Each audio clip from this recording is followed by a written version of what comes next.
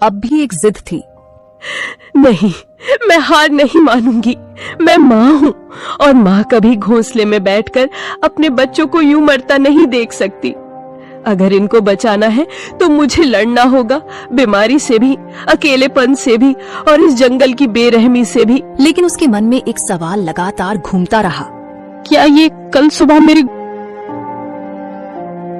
बिना वक्त गवाए दोनों उड़ चले।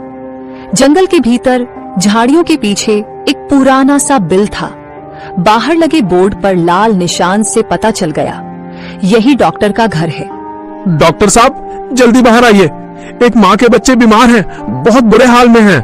कुछ पल बाद डॉक्टर चिंटू बाहर आए। कितने दिनों से बीमार है? 2 दिन से, लेकिन रात में हालत और बिगड़ गई। ले चलो मुझे, मैं खुद देखूंगा। कुछ देर में तीनों घोंसले पर पहुंचे। डॉक्टर ने बच्चों को चेक कर लिया। ये साधारण बुखार नहीं है, ये वायरल है। बच्चों के शरीर में लड़ने की ताकत नहीं बची है। तो क्या ये मर जाएंगे? मैं कुछ नहीं कह सकता। मैं दवा दूंगा, अगर ऊपर वाले ने चाहा तो बच जाएंगे, पर मैं कोई गारंटी नहीं देता। तुम तो डॉक्टर हो, तुम्हारे पास उम्मीद होनी चाहिए।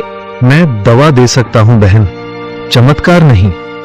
जब शरीर साथ नहीं देता तो दवा भी हार जाती है। अब ये तेरी ममता और भगवान की मर्जी पर है। चिकी जानती थी अब उसके हाथ में कुछ नहीं बचा था। वो निकल पड़ी एक उम्मीद में। वो जा रही थी उस पेड़ की ओर जो जंगल के बीचों बीच सबसे ऊंचा था। एक ऐसा स्थान जिसे पक्षी शांत शिखर कहते थे। वहां कोई शिकारी नहीं आता, न चीलें बैठती हैं, न कौवे मंडराते। ये कोई आम डाल नहीं थी, ये वो जगह थी जहां आकाश और आत्मा एक हो जाते हैं, जहां हर पत्ता, हर हवा, हर किरण साक्षात ब्रह्मांड की भाषा बोलती है। चिकी वहां पहुंची, कांपती, थकी हुई, लेकिन जिंदा उम्मीद से भरी हुई। उसने आंखें बंद की और गहराई से सांस ली।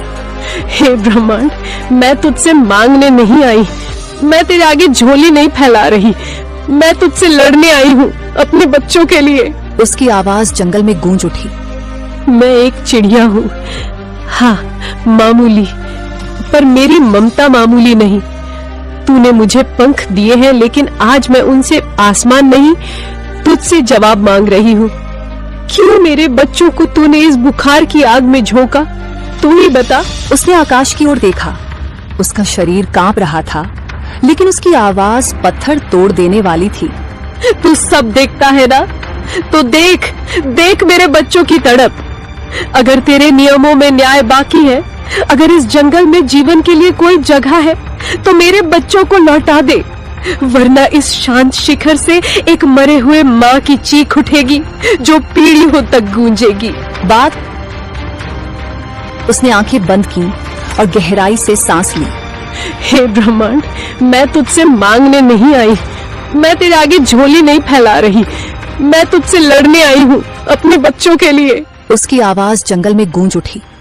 मैं एक चिड़िया हूँ, हाँ मामूली, पर मेरी ममता मामूली नहीं।